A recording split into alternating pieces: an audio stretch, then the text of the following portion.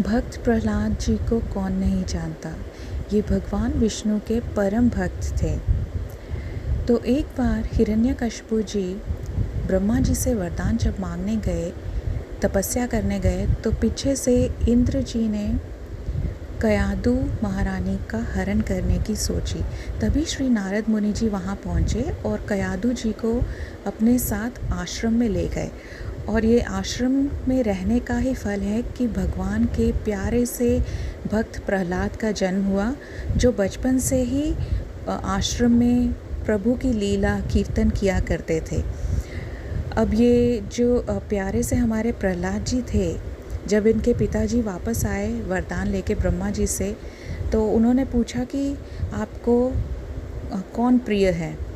तो इन्होंने कह दिया कि हमें तो भगवान विष्णु हैं, वही परमात्मा हैं, वही प्रिय हैं। तो फिर उन्होंने इनको देखे राक्षसों को भेजकर पहाड़ से नीचे गिराया और भगवान हरि ने हर बार इनकी रक्षा की। फिर अपनी बहन जो होलिका थी, उसे वरदान था कि वो किसी को भी बिठा के अग्नि में जला सकती हैं। तो प्रहलाद जी का साथ बैठ गई वो, और वो भी जो प्रयत्न था वो फेल हो गया। फिर प्रहलाद जी को उन्होंने सांप के बीच में भेज दिया। फिर उनको कढ़ाई में जो है गरम तेल की खौलती कढ़ाई में डाल दिया था।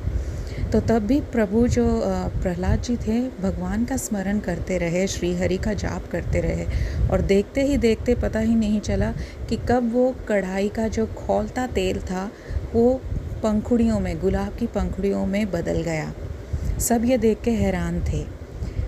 फिर हिरण्यकशिपु जी ने कहा कि अब इसे हाथी के नीचे दे दो।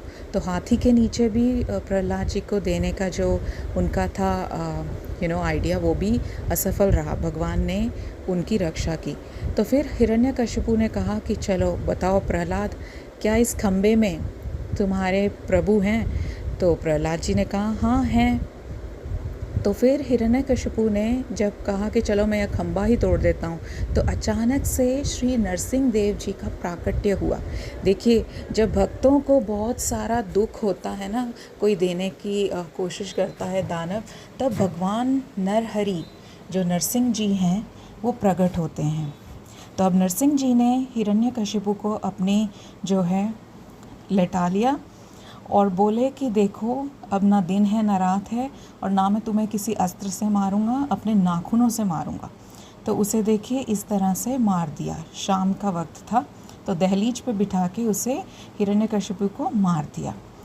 तो ये ब्रह्मा जी का जो वरदान था, उस हिसाब से हिरण्यकशिपु को जो है भगवान जी ने इस तरह से अवतार लिया उसे मारने के लिए।